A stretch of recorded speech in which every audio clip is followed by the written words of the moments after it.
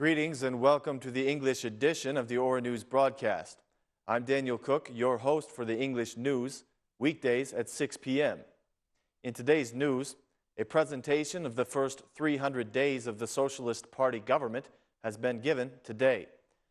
Today, the Prime Minister Edi Rama, along with his ministers of the cabinet, presented the achievements of their first 300 days of governance.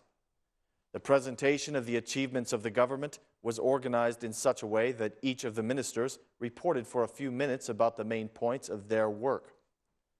These 300 days, for the country's Prime Minister Edi Rama, were enough for the Albanians to feel free in their country. They now can speak freely, even against the government.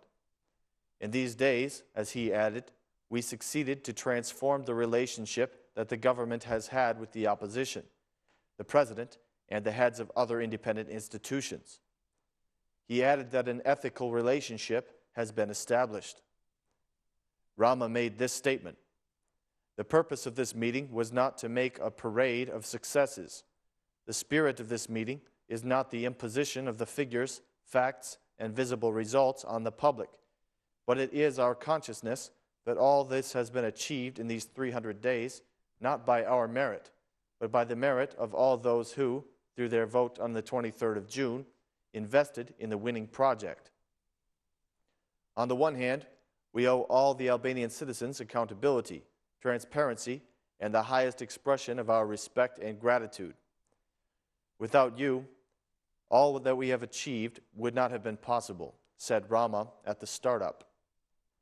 Focusing on the relationship with the state opposition leader, the chief of the High Council of Justice, Rama said, "We are within our rights to say that we have justified the first reason that we were voted in, to establish free people in their own country, the country where no one feels redundant. Albania today is more European. In the public communication, the government speaks about the problems of the citizens, not by insulting and discriminating against the opposition. In Parliament, we have achieved what the opposition has not achieved in the past 20 years. We built a new ethical relationship with the independent institutions. We are not happy with the president, but we have not given the Albanians the old example of an unethical relationship by bullying and by accusing. We are not happy with the general attorney, but we have not chosen the path of discrimination against his institution. We are not happy with the way the High Council of Justice functions, but we will not fall to their level," said Rama. Rama continued, "Everything that has been achieved so far is the imposition of the 23rd of June, of a mandate that was given to us with clear reason, to move quickly to revive Albania and not to look back. Today, it is easy to think differently and to express it. It is easy to be against the government and to freely express it without any consequence, but on the contrary, you will be heard with respect. This is the reality of the first 300 days, said Rama. Concerning the status of candidate country, the Prime Minister said that without the work of the current government, Albania would still be waiting for the status. Albania would not have received the candidate status without the fight against crime and corruption, and without the return of the state police to duty. Lazarat is already a village like every other village, and our country has removed the stain of a city where drugs were booming. He went on, Albania received the status through dignity, not by demanding it as charity, and not by associating it with our goals as a government, or with the content of our work, but seriously arguing the rights and strong reasons why Europe should see Albanians not as a problem, but as a valuable asset. Rama also gave assurance that his government will keep all the promises that were made during the election campaign. We will keep all the promises, and if we do not keep one of them, we will explain the reasons to the Albanians, why we could not keep it, leaving them the possibility to judge whether it was because of lack of possibility or because of lack of ability. In the end, the Prime Minister Edi Rama clarified the judicial reform. He said, I am horrified when senior officials of foreign countries recognize the name of Gjin Gjoni. Why does a whole alliance recognize Jean Joni and pose him as a problem? The resistance will be very strong, but the reform in the justice system will be carried through to the end. Even the opposition seeks equal justice, but so far as the opposition is absent from the meetings, they look even more like the shield of Jean Joni and of such people in the Albanian justice system, said Prime Minister Edi Rama.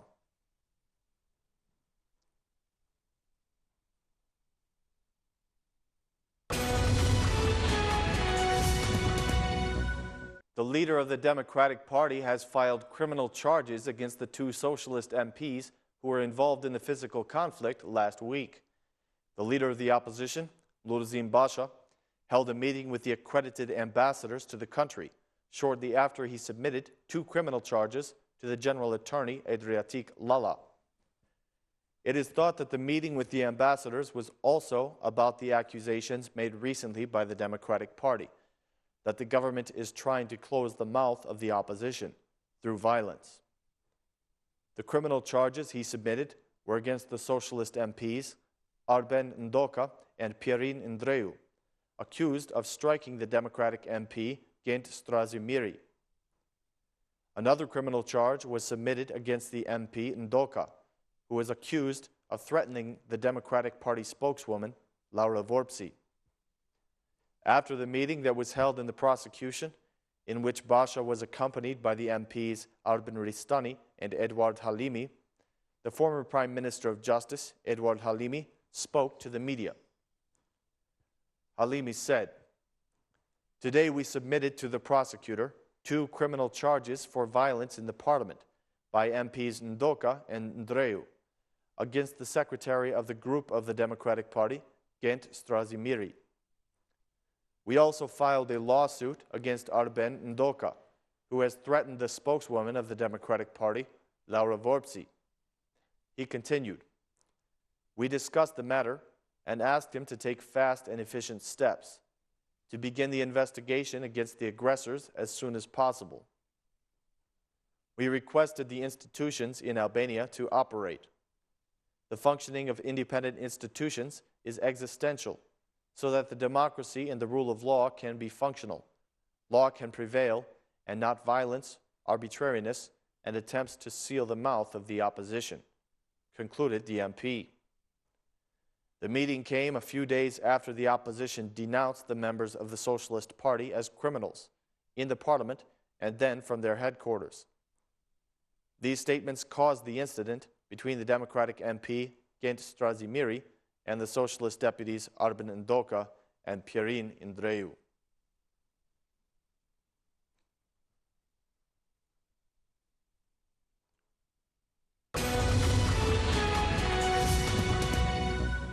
The leader of the Democratic Party, Lulzim Basha, met today for about 2 hours with the foreign ambassadors to our country.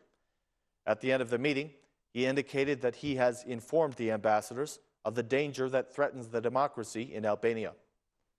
According to Basha, democracy is at risk of turning into an oligarchy, and he accused Prime Minister Edi Rama of introducing a web of criminals to parliament in order to shut the opposition's mouth. He said, "After revealing that they are building a facade of violence, we put emphasis on their efforts to undo the rule of law through the capture of independent institutions and through the introduction of crime to the government. The threat to democracy and stability is the biggest and most straightforward danger, a danger about which the USA and officials of the EU are speaking," said Basha. Given this situation, the Democratic Party leader said that the opposition will continue its battle outside the parliament, adding that they have already submitted criminal charges against the MPs Ndoka and Ndreu to the prosecutor.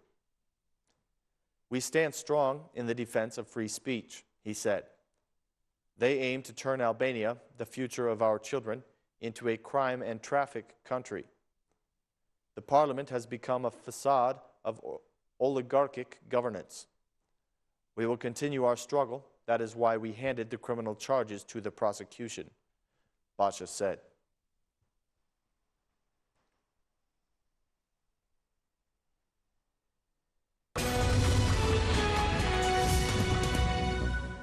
The Democratic Party released a very strong statement today, blaming Prime Minister Edi Rama for the recent events in Parliament. Today, the Democratic Party told the Prime Minister that he will be held personally responsible for every act of violence and intimidation against the representatives of this party. In a media statement, the MP, Mylene de Bregu, said that every day that goes by confirms the fact that Edi Rama has set up a mechanism of violence and intimidation against the opposition and against the freedom of speech. She said, "The whole society, all the citizens, speak and are revolted by the physical collisions, the violence against the opposition MPs, the threat against the Democratic Party representatives made by the members Arben Ndoka and Pierin Ndreu, and ordered and inspired by Edi Rama. People are shocked by the threat that MP Ndoka made against the Democratic Party spokeswoman, Laura Vorpsi." He continued, "Every day, it is confirmed that Rama has established a mechanism of violence and threat against the opposition and against the free speech. Edi Rama, the chief of the representatives of the underworld who threatens and strikes the opposition, is silent now, playing deaf. The Democratic Party makes it clear once again to Edi Rama that he will be held personally, politically, and legally responsible for any act of intimidation against the representatives of the opposition. The Democratic Party is more determined than ever to make transparency every day about the criminal connections of Edi Rama and the inclusion of crime in the highest levels of the majority. The Democratic Party, along with the Free Albanians, will not allow the transformation of Albania into the mafia and criminal oligarchy of Edi Rama. Every day, the Democratic Party will be on top of its mission to prevent Edi Rama and his bandits from burying the European dream of the Albanians," said Mylene de Bregu.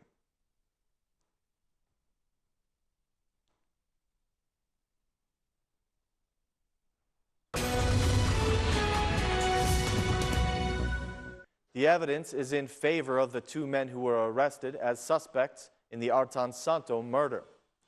The evidence in the case of Saimir and Claudian Josi as suspects in the murder of the banker Artan Santo is expected to set the investigation back to the starting point.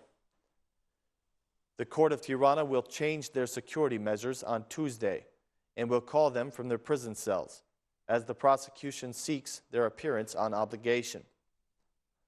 Sources from the prosecution suggest that a request for the change of their security measures was submitted after the court decided on the 30th of June to leave them in prison for 15 days. The scientific police report has still not explained whether the traces of gunpowder that were found on the hands of the Josi cousins were left by a gun or by their work at a car repair service. Saimir and Claudian Josi were arrested in the Fush Kruya area after the killing of Artan Santo, after a motorcycle similar to the one that was used in the assassination was found at the service where they work. But after the expert examination that found that the two motorcycles were different, the court left them in prison for 15 days in order to finish the examination of additional elements that were found on the bodies of the two cousins. 2 weeks have passed, and no facts have been found that implicate the two young men in the sensational murder of that happened in Tirana. According to the lawyers, the gunpowder residue may have come from their work at the car service. Another fact which strengthens the alibi of the two cousins are their cell phones. The tracking of their signal verified that the cousins had not moved from the village of Ishem, where they live. This fact was also verified through the testimony of almost 20 witnesses that proved that Saimiri and Claudiani were in the village on that day. When almost 3 weeks have passed since the murder of the banker, the police and the prosecutor do not have any focus point for the investigation.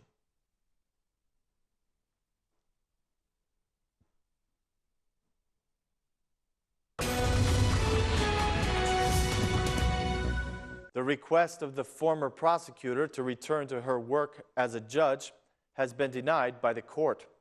the administrative court has rejected the request of the former prosecutor, Ina Rama, to return to her previous work as a judge in the Court of Appeals. The former chief prosecutor, Ina Rama, has sued the High Council of Justice because they dismissed her request to return to her job position as a judge in the Court of Appeals. At the end of her mandate as prosecutor, Rama was not allowed to return to her duty as a judge, a profession which she practiced before she was appointed as the general prosecutor. According to her lawyer, today's decision was entirely political and contrary to law. The lawyer said that he will see the end of this battle being fought by Mrs. Rama, and if necessary, the matter will be sent to the Court of Strasbourg. I said that this decision was entirely political. Today's decision was in tune with the position of the High Council of Justice. We will complain. We will pursue all the possibilities that justice enables us to pursue. We saw that during the process, the law was being broken. Possibly, we will bring the issue to Strasbourg, said the lawyer, Braca.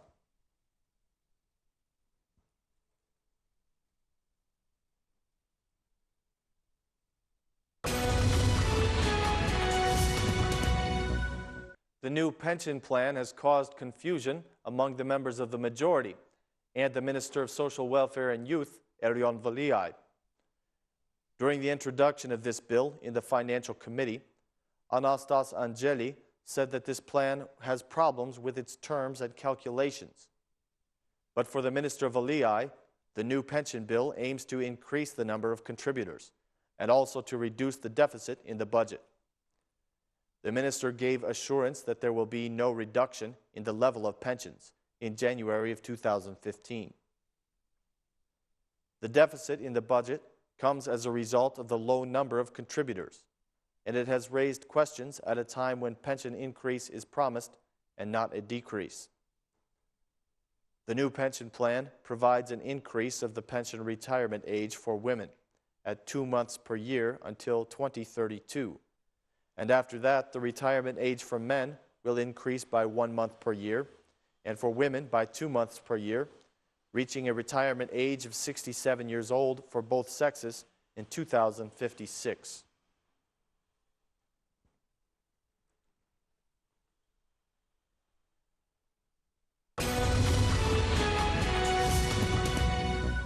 A recent study has revealed some troubling facts about Albania's agricultural sector. According to the study, 40% of the farmers are working the land with their hands or with farm animals, and the level of informality is high in the industry.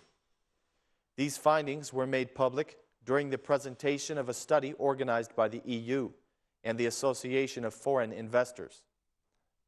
The coordinator of this project, Linda Komani, said that according to the study, the sale of products and the size of the land area remains a problem. The EU representative in our country called these findings troubling and asked for more attention on this sector. She said, Albanian agriculture needs investment, and investments come from information about the support that is being provided to the sector. The increase of the farming areas is important, and this can be achieved through awareness of the benefits that would come from the creation of cooperatives. What came to my attention in this study is the low level of technology that is being used in Albania, which does not allow the growth of the standard of products. The agricultural sector has recently become important in Albanian politics because of its importance in the Albanian economy. However, the data shows that the sector's condition is negative.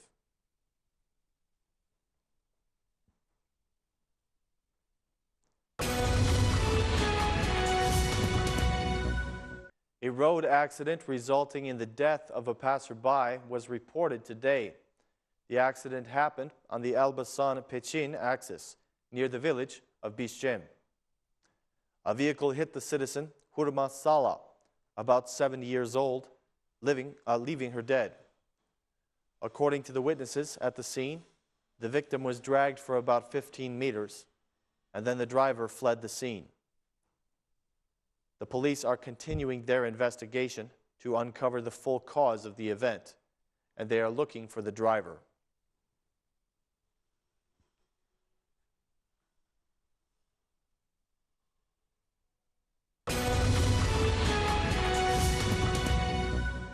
The opposition coalition in Kosovo is now struggling to reach an agreement on how the new government should be formed. The four leaders of the opposition parties in Kosovo, Isa Mustafa, Ramush Haradinaj, Albin Kurti, and Fatmir Limaj, have met today to finalize the agreement about the new government of the country. The meeting ended without an agreement because the post-election coalition, consisting of LDK, AAK, and Incentive, have not reached an agreement with self-determination as far as the talks with Serbia are concerned and the process of privatization. Following this meeting, the leader of self-determination, Albin Kurti, declared that there's a discordance between what has been discussed in previous meetings and the readiness to put it on paper. The discordance lies with the issue of talks and privatizations, he said. We have previously agreed on these issues, but we could not materialize them on paper, said Kurti. He added that without a full agreement, self-determination will back the coalition. There will be another meeting, but this is the situation for now, he said. I believe that the cause for the current situation relates to the discordance between the declarations and verbal agreements in the previous meetings, and on the other hand, the written agreements, Kurti said. Kurti said that he will not vote for the Speaker of Parliament chosen by the coalition unless there's an agreement between these political parties. IBNA news agency has learned that the opposition bloc is encountering difficulties in the division of ministerial posts. The introduction of self-determination to the government formula is causing discontent for the party of Isa Mustafa, who in the initial agreement between LDK, AAK, and Incentive was promised 9 ministerial posts, the post of the Speaker of Parliament and the post of the President in 2 years. The introduction of self-determination almost halves the number of ministries promised to LDK, and this seems to be the point where discussions have come to a gridlock. LDK is not happy with the redistribution of ministerial posts, and according to them, if they accept the agreement, they will have a lot to lose. LDK, as a party which has 3 times more votes than AAK, is not happy with a small number of ministries and not receiving the post of Prime Minister, which has been left to Ramush Haradinaj, who has only received 9% of the votes. Another meeting is expected to be held today between the 4 leaders to talk about the new situation.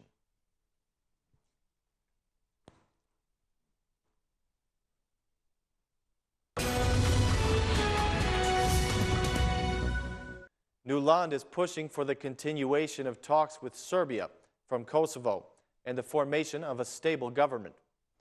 The political and constitutional crisis in Kosovo has led to a visit on Sunday from the Assistant Secretary of the U.S. Department of State, Victoria Nuland. The senior U.S. diplomat has brought clear messages to the Kosovar politicians about the talks with Serbia and the creation of the new government. In the meetings with President Atifete Yahyaga, Prime Minister Hashim Thaçi, and 2 opposition leaders, Isa Mustafa and Ramush Haradinaj, Nuland pushes for the immediate creation of a stable government and the start of the talks with Serbia. Although she has not commented on what was discussed in these meetings, IBNA has learned from their sources inside these meetings that Nuland was clear with all the political leaders in the country that there must not be a step backward in the process of talks with Serbia. Nuland said that the talks with Serbia must resume as soon as possible, and that the reform must be the same as those held so far in Brussels, the source said.